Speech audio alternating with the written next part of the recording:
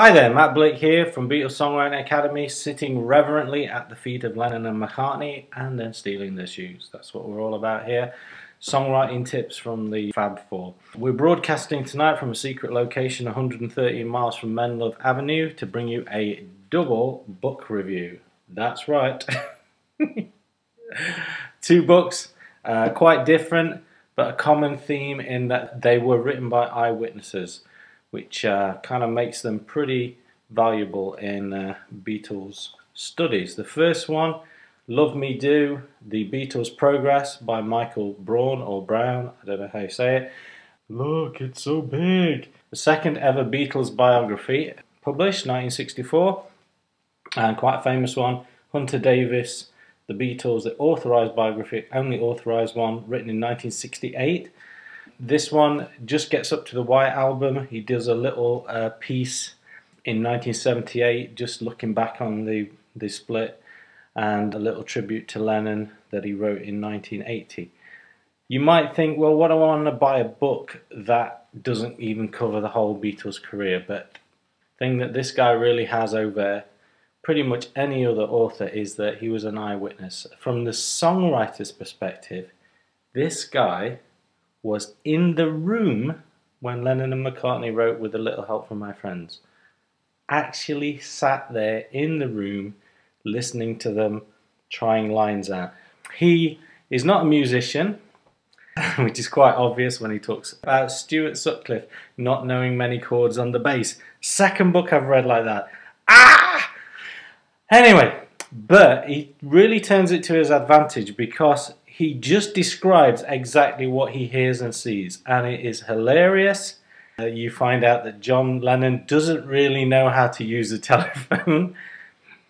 Complicated technology back in the day. They're trying out lyrics. They've got the chorus. They're kind of.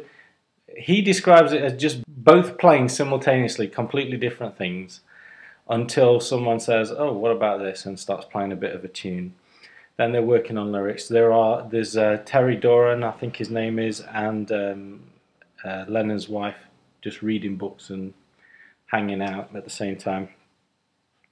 And then they break off for cake, and then to have a go at playing a sitar, and then Lennon starts playing a made-up hymn, and then trying to write a rugby song, and then Paul just plays Fool on the Hill, which is the first time Lennon's ever heard that song, and Lennon says, well, you better write that down or you'll forget it.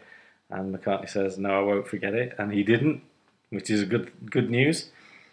And, and then John tries to call Ringo on the telephone and hilarity ensues. So, and as well as that, he was around for the recording of It's Getting Better, Magical Mystery Tour. He heard Cry Baby Cry, I Am the Walrus, and Hey Bulldog, either as works in progress or saw them recorded.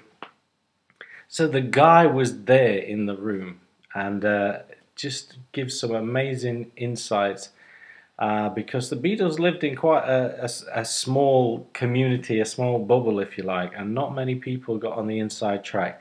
And so for someone to be there and write at the time, he's not writing 20, 30 years later trying to remember what went off. He was there and writing. So very interesting. Some people loved this book, some people hated it. One person who hated it was John Lennon, who called it a whitewash. Well, this is a whitewash. I don't know what the anthology book was, but there you go. A big fan of this book was Charles Manson, the serial killer, who, when he was arrested, this was the only book in his possession, and he was reading it at the time.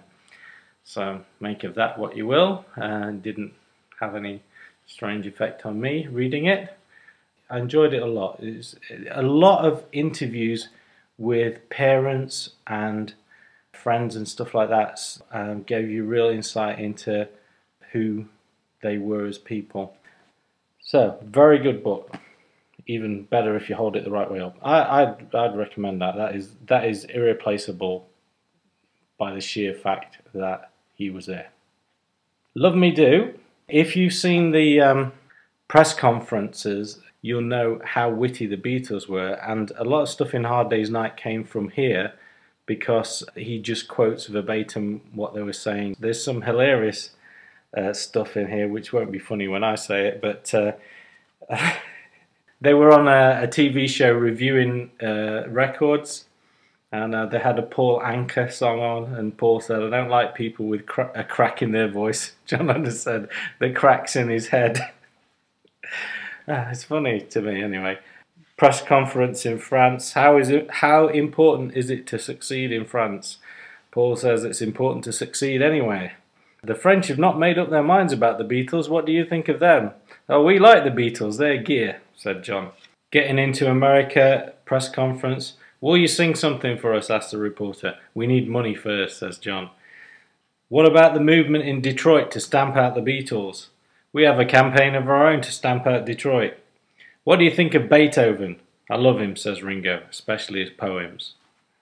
The only person that ever gets the best of them is Dizzy Gillespie, who gets backstage, asks if he can meet them, gets George Harrison's autograph, and then says he's going to sell it for 2 Count Basie albums. So, yeah. This mentions a little bit about demoing 1 and 1 is 2 for Billy J. Kramer.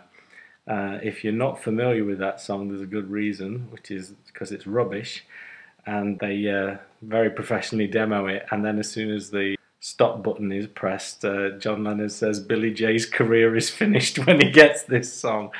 So he had a healthy sense of his own weaknesses, sometimes songwriting.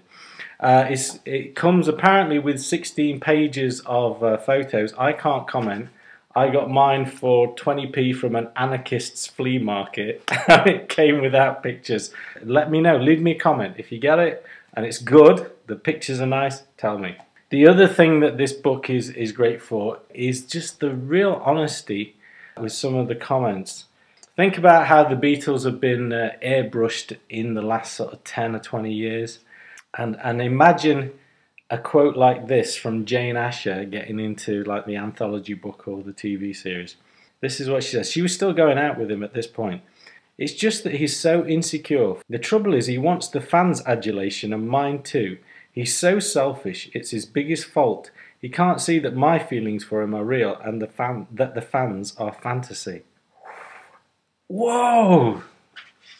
The same for Brian Epstein. This is Epstein talking about John. I got to know him very well when we went on holiday in Spain last year. There was a pause. Now, he continued, I'm closest to George. At least he is interested in the business side of work. Another pause. It's just that I'm kept so busy managing their business affairs, and I must share them with everybody. And then this one. This is Epstein in the dressing room. They don't know it, but I cried tonight. I really did. They never noticed, but I cried. Moving swiftly on. So in conclusion, I'm holding one book the wrong way around. 2 books, very different, recommend them both.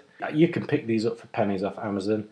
And if you click on my link, I might get 1/1000th of that penny that you spend on Amazon, and I might even be able to buy some more Beatles books from anarchist flea markets all around the world. Thank you for listening. Beatles Songwriting Academy. For more reviews, check it out. Peace.